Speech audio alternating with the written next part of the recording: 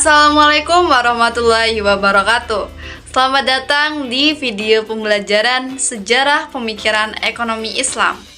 Kami dari kelompok 5 ingin membahas tentang pemikiran ekonomi Islam dari Yahya bin Umar. Sebelum masuk ke pembahasan mengenai pemikiran-pemikiran dari Yahya bin Umar, kita harus mengetahui dulu siapa sih Yahya bin Umar ini. Saya akan sedikit menjelaskan tentang biografi dari Yahya bin Umar. Yahya bin Umar memiliki nama lengkap yaitu Abu Zakaria Yahya bin Umar bin Yusuf bin Amir Al-Kinani Al-Andalusi, yang lahir pada tahun 828 Masehi atau 213 Hijriah di Andalusi.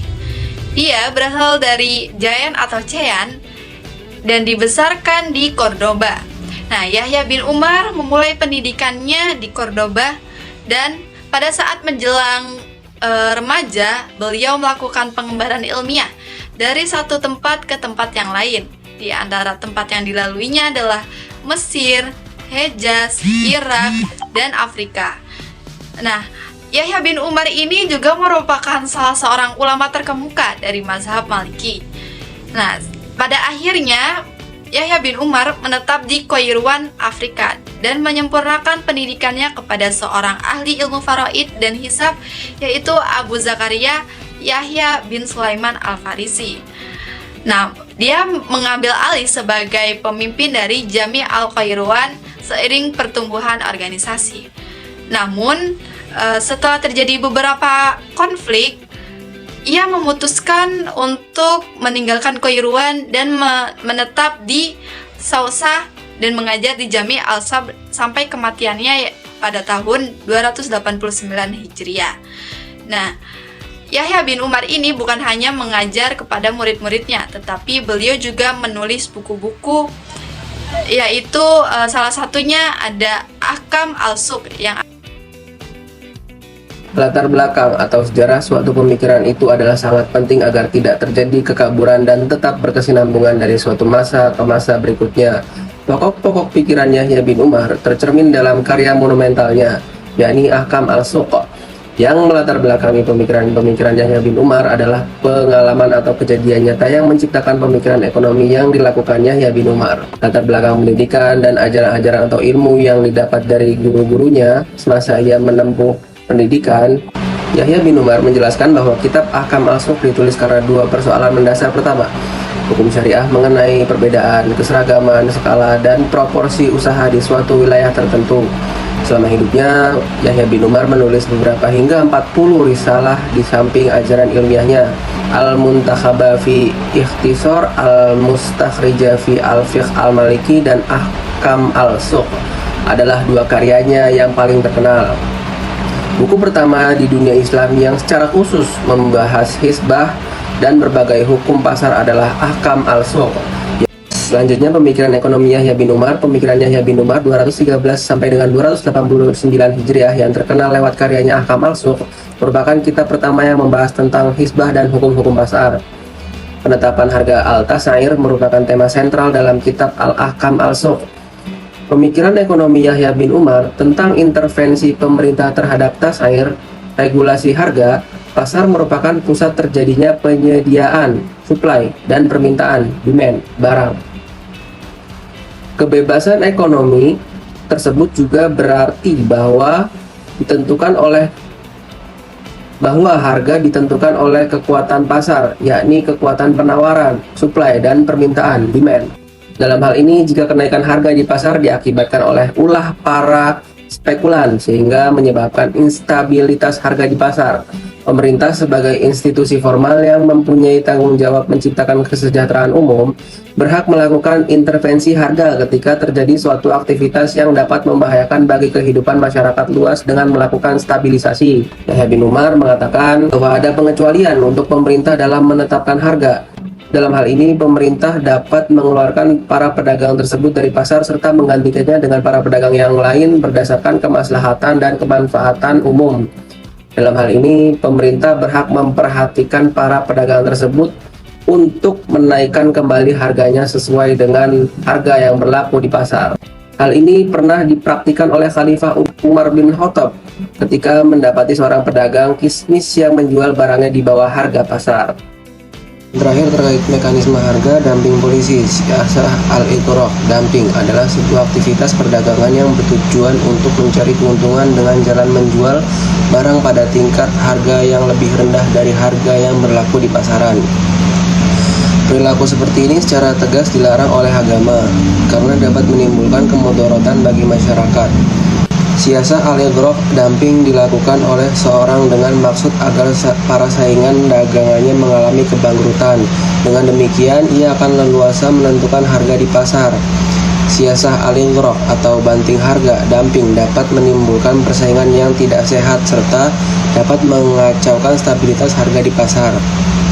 Dalam kondisi seperti ini, pemerintah mempunyai otoritas untuk memerintahkan para pedagang tersebut agar menaikkan kembali harga barang sesuai dengan harga yang berlaku di pasar. Apabila mereka tidak mau mentaati aturan pemerintah, maka pemerintah berhak mengusir para pedagang tersebut dari pasar. Statement Yahya bin Umar yang melarang praktek banting harga dumping bukan dimaksudkan untuk mencegah harga barang menjadi murah, tapi lebih pada suatu upaya untuk mencegah terjadinya dampak negatif terhadap mekanisme pasar dan juga kehidupan masyarakat secara keseluruhan. Jika harga di pasar turun atau murah karena faktor alami tidaklah menjadi masalah. Semisal barang di pasar banyak, maka menurut hukum ekonomi harga barang akan turun. Tetapi jika harga di pasar murah karena ada rekayasa untuk menguasai harga secara monopoli dan berakibat kesulitan pedagang lain, maka hal tersebut dilarang oleh Islam. Pemikiran Yahya bin Umar mengenai ihtikar atau pelarangan penimbunan barang. Ihtikar ialah suatu perbuatan mengambil keuntungan di atas keuntungan normal dengan cara menjual lebih sedikit barang untuk harga yang lebih tinggi. Menurut Yahya bin Umar, apabila harga di pasar mengalami ketidakstabilan akibat ulah segelintir pedagang, maka pemerintah harus melakukan intervensi terhadap harga pasar dengan mengembalikan tingkat harga pada keseimbangan harga. Para ulama pun sepakat, ilat pengharaman ihtikar ialah karena dapat menimbulkan kerugian bagi manusia. Aktivitas ekonomi bisa dikatakan sebagai ihtikar apabila memenuhi setidaknya dua syarat. Yang pertama, objek penimbunan merupakan barang-barang kebutuhan masyarakat. Yang kedua, tujuan penimbunan adalah untuk meraih keuntungan di atas keuntungan normal. Artinya, dalam Islam juga memperbolehkan penimbunan ketika kondisi barang yang beredar banyak di masyarakat dan tujuannya agar konsumsi tidak berlebihan. Yang Islam larang adalah ketika ihtikar dapat mengundang kemudaratan bagi manusia.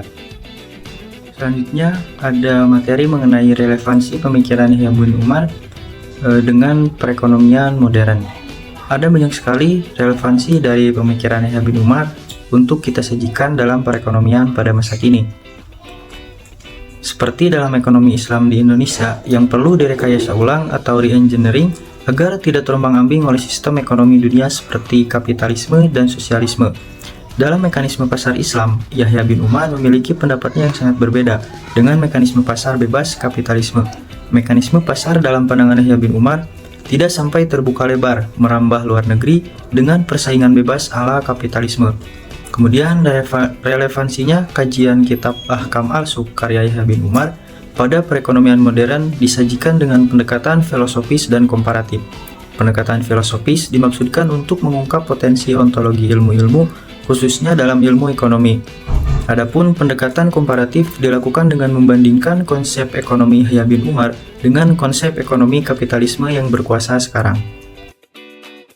Selanjutnya ada materi mengenai pengawasan pasar menurut Yahya bin Umar.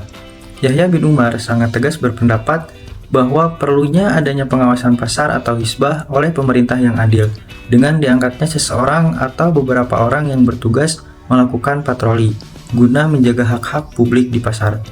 Dalam hal ini, peran pemerintah adalah dengan cara mempertahankan mekanisme pasar yang stabil, kemudian pemerintah juga berwenang menjaga keberlangsungan aktivitas penjual dan pembeli. Selain itu, pemerintah juga harus melakukan pengawasan pada uang yang beredar, agar tidak terjadi peredaran uang palsu dan kecurangan-kecurangan lainnya. Selanjutnya, poin yang terakhir yaitu membahas norma-norma pasar yang dikemukakan oleh Yahya bin Umar. Yang pertama, transaksi yang dilakukan secara langsung dan jelas. Jelas di sini dimaksudkan adanya barang yang diperjualbelikan, adanya alat transaksi, dan juga akad jual beli. Selanjutnya yang kedua, ada transaksi dilakukan dengan kejujuran atau tidak melakukan penipuan. Nah, Islam sendiri mengajarkan kita untuk berperilaku jujur. Yang ketiga, tidak boleh mengambil keuntungan yang berlebihan sehingga menimbulkan kerugian bagi salah satu pihak. Dalam bertransaksi, kedua pihak harus mendapatkan keuntungan secara adil. Nah, yang keempat, menjunjung tinggi etika dalam berdagang seperti kejujuran, keadilan, dan kebaikan kepada konsumen. Nah, yang kelima, transaksi harus mematuhi hukum-hukum Islam yang berkaitan dengan kehalalan. Nah, jadi dalam bertransaksi harus sesuai hukum atau syariat Islam. Adanya norma-norma ini bertujuan untuk mengatur transaksi yang dilakukan itu sesuai ajaran Islam yang berdasarkan hukum-hukum atau syariat Islam mengenai kehalalannya, cara bertransaksi, akadnya, perilaku konsumen dan produsen, dengan menjunjung tinggi prinsip keadilan, kejujuran, dan transparan yang sesuai dengan syariat Islam. Baik, cukup sekian video pembelajaran yang membahas tentang pemikiran Yahya bin Umar. Semoga video pembelajaran ini dapat bermanfaat bagi kita semua. Sekian, wassalamualaikum warahmatullahi wabarakatuh.